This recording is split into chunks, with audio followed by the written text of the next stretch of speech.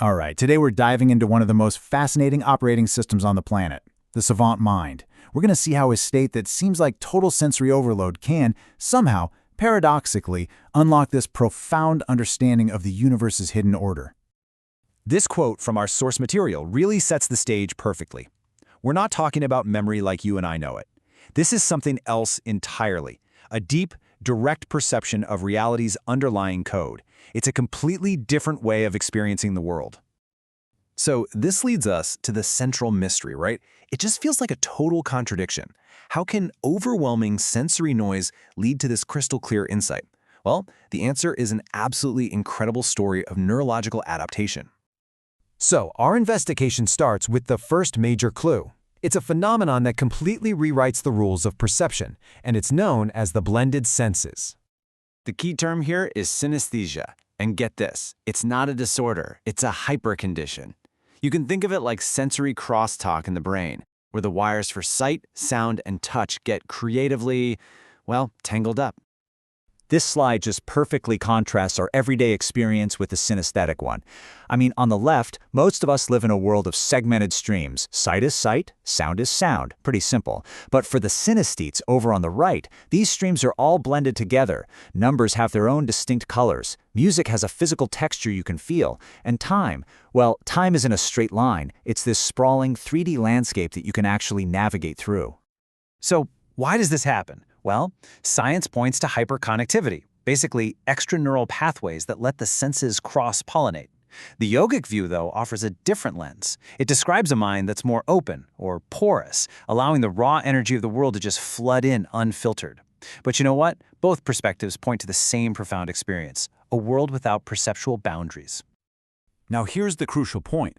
This sensory chaos isn't just chaos. It actually forces the mind to evolve a kind of survival mechanism that becomes an incredible strength. And this leads us to what we're calling the adaptive superpower of pattern recognition. You know, our verbal, linear minds, what the source calls the tyranny of the left hemisphere, they're great at filtering and labeling everything. But when that system gets bypassed, their brain has no choice but to engage with the world on a much, much deeper level, as pure, unedited, pattern-based data. This superpower is really built on three pillars. First, you've got this intense focus on tiny details, seeing hidden structures in completely different patterns. Second, the brain shifts into the theta wave state. That's the frequency of deep intuition, where you start seeing relationships, not just objects. And finally, the right hemisphere takes the lead, processing reality as a single, integrated architecture. It's not about learning facts one by one, it's about perceiving the entire system all at once. And all of this brings us to the most profound revelation of all. This is a concept that might fundamentally change how we think about, well, thinking itself. For the savant mind we're exploring, complex ideas aren't just strings of words. They are living, breathing, multidimensional structures. A philosophical argument or a mathematical proof isn't recited, it's constructed and experienced as a geometric simulation inside the mind. Thought literally becomes architecture, and what that implies is that language might not be the pinnacle of thought, but just one tool for expressing a much richer nonverbal reality. This quote about Daniel Tammet just illustrates the point brilliantly.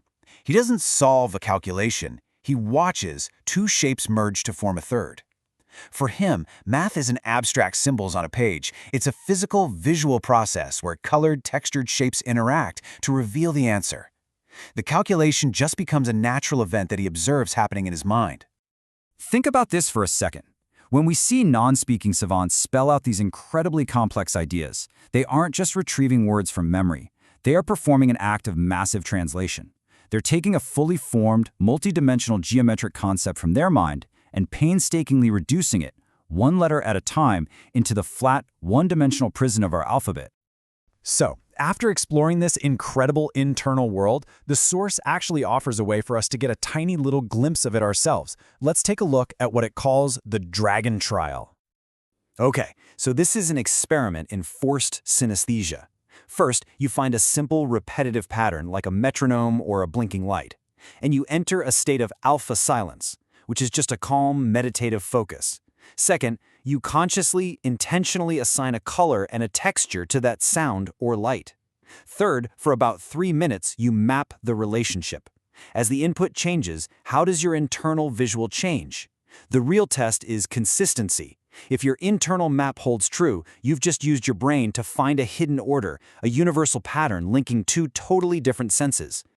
And that leaves us with the final question, doesn't it? The savant mind shows us what's possible when that constant chatter of our verbal brain, that word machine, is silenced. It really invites us to wonder, what patterns, what hidden codes might we be able to perceive if we could just learn to look at the world a little differently?